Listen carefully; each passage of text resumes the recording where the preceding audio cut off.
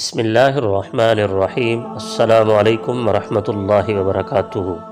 محترم ناظرین کرام، آپ جانتے ہیں کہ صحابہ کرام رضوان اللہ تعالیٰ علیہم اجمعین اللہ کے آخری رسول محمد عربی صلی اللہ علیہ وآلہ وسلم کے جانثار ساتھی تھے، اور صحابہ کی آپ سے والہانہ محبت تھی، اس میں کوئی شک و شبہ والی بات نہیں ہے۔ اسی لیے اللہ رب العزت نے قرآن مجید میں صحابہ کرام کو ایک سرٹیفکیٹ دیا کہ رضی اللہ عنہم ورضوا عنہ۔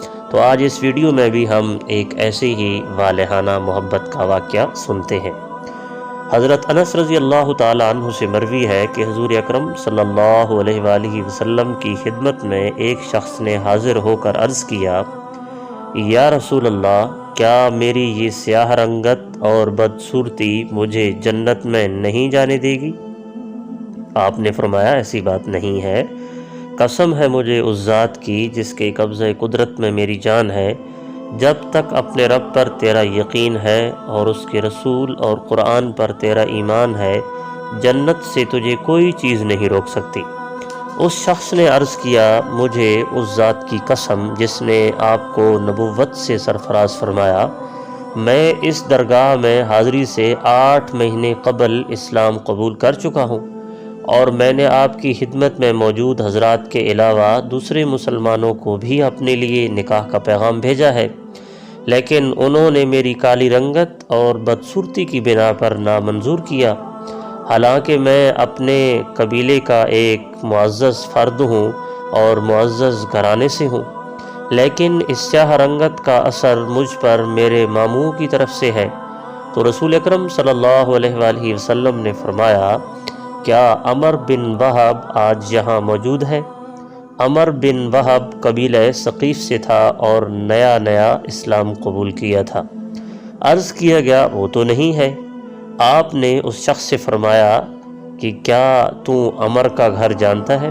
عرض کیا، جی ہاں۔ حضور اکرم صلی اللہ علیہ وسلم نے فرمایا، جاؤ، آہستہ سے اس کا دروازہ کھٹکھٹاؤ، پھر سلام کہو، جب تم اندر جاؤ تو اتنا کہو کہ حضور علیہ السلام نے میرا نکاح تیری بیٹی سے کر دیا ہے۔ عمر بن وہب کی بیٹی عقل اور خوبصورتی میں بے مثال تھی۔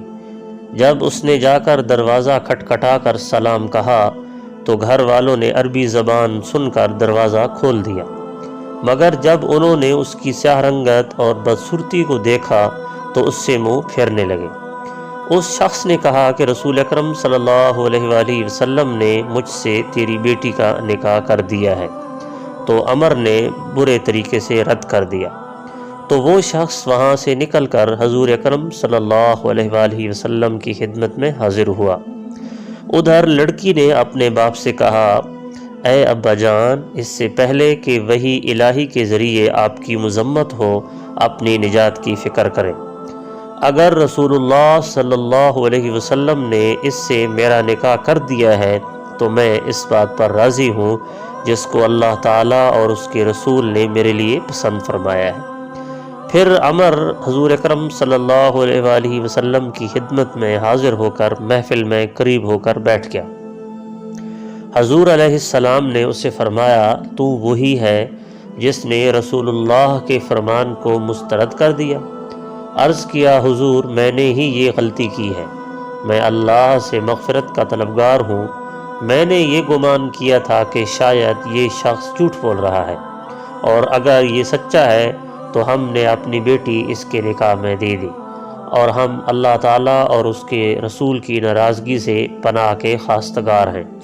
پھر 400 درہم حق مہر کے عوض حضور اکرم صلی اللہ علیہ وآلہ وسلم نے اس لڑکی کا نکاح اس سے کر دیا۔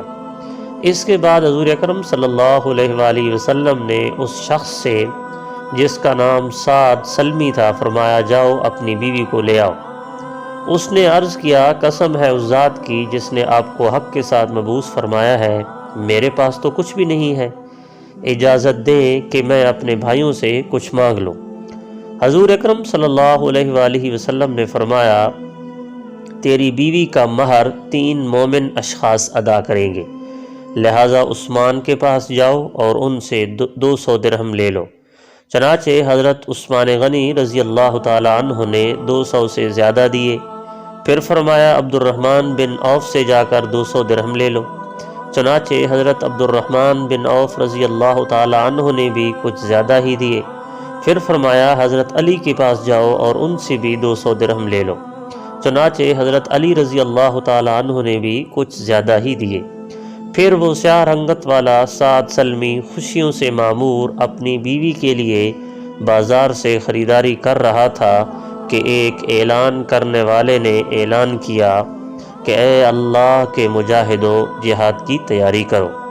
سعد نے آسمان کی طرف دیکھا اور کہا، اے زمین و آسمانوں اور محمد صلی اللہ علیہ وسلم کے معبود، میں ان دراہم کو آج وہاں خرچ کروں گا جہاں اللہ تعالیٰ اور اس کے رسول اور مومنوں کو خرچ کرنا پسند ہے۔ پس اس نے ایک گھوڑا، ایک تلوار، ایک نیزہ اور ایک ڈھال خریدی، کمر پر پٹکا باندھا، منہ پر نقاب ڈالی کہ صرف آنکھوں کو کھلا رکھا، اور پھر مہاجرین کی صف میں آ کھڑا ہوا۔ صحابہ نے ایک دوسرے سے پوچھا، یہ گھوڑے پر سوار کون ہے؟ حضرت علی کرم اللہ وجہہ نے فرمایا، اس شخص کی کھوج میں نہ پڑو، ہو سکتا ہے یہ بحرین یا شام سے دین کی باتیں سیکھنے آیا ہو اور آج تمہاری امداد کو پسند کیا ہو۔ پھر جب لڑائی ہوئی تو اس نے تلوار زنی کے خوب جوہر دکھائے، یہاں تک کہ جب اس کا گھوڑا میدان میں مر گیا تو وہ پیدل ہی بازو چڑھا کر میدان میں لڑنے لگا۔ حضور اکرم صلی اللہ علیہ وسلم نے جب اس کے سیاہ بازو دیکھے تو پہچان لیا اور فرمایا، اے سعد، یہ تم ہو؟ عرض کیا، ہاں یا رسول اللہ، میرے ماں باپ آپ پر قربان ہوں۔ تو حضور صلی اللہ علیہ وسلم نے فرمایا، تمہارا مقدر بھی سعید ہو گیا۔ وہ شخص اللہ تعالیٰ کے دشمنوں کے سر کاٹتا رہا، یہاں تک کہ کسی نے پکار کر کہا کہ سعد شہید ہو گیا۔ تو حضور علیہ السلام اس کے پاس تشریف لے آئے، اس کا سر اٹھا کر اپنی گود میں رکھا اور اس کے چہرے سے غبار کو جھاڑا اور فرمایا، تیری خوشبو کتنی پاکیزہ ہے اور اللہ اور اس کا رسول تجھ سے کتنا پیار رکھتے ہیں۔ راوی کہتے ہیں کہ حضور علیہ السلام پہلے روئے، پھر مسکرائے اور پھر منہ ایک طرف پھیر لیا اور پھر فرمایا، رب کعبہ کی قسم، یہ شخص حوض پر پہنچ گیا ہے۔ حضرت ابو لبابہ نے عرض کیا، یا رسول اللہ، میرے ماں باپ آپ پر قربان ہوں، یہ حوض کیا ہے؟ فرمایا، یہ حوض مجھے میرے رب نے عطا کیا ہے، جس کی چوڑائی صنعا سے یمن تک ہے اور جس کے دونوں کنارے موتیوں اور یاقوت سے بنائے گئے ہیں۔ اس کا پانی دودھ سے زیادہ سفید ہے اور شہد سے زیادہ میٹھا ہے، جو بھی ایک مرتبہ اس سے پی لے گا پھر اس سے کبھی پیاس نہ لگے گی۔ عرض کیا گیا، یا رسول اللہ صلی اللہ علیہ وسلم، ہم نے آپ کو پہلے روتے دیکھا، پھر تبسم فرماتے دیکھا، پھر منہ پھیرتے دیکھا، اس کی وجہ؟ آپ نے فرمایا کہ سعد کی جدائی پر مجھے رونا آیا، اللہ تعالیٰ کے ہاں اس کا بلند مقام دیکھ کر خوشی ہوئی، اور منہ اس لیے پھیر لیا تھا کہ اس کی بیویاں یعنی جنتی حوریں دوڑ کر اس کی طرف آ رہی تھیں، جس کی وجہ سے ان کی پنڈلیاں ظاہر ہو گئیں، تو میں نے ان سے حیا کرتے ہوئے منہ پھیر لیا تھا۔ پھر حضور اکرم صلی اللہ علیہ وسلم نے فرمایا کہ اس کے ہتھیار اور دوسرا سامان اس کی بیوی کے گھر پہنچا دو اور اس کی بیوی سے کہو کہ اللہ تعالیٰ نے جنت کی خوبصورت حوروں سے اس کی شادی کر دی ہے۔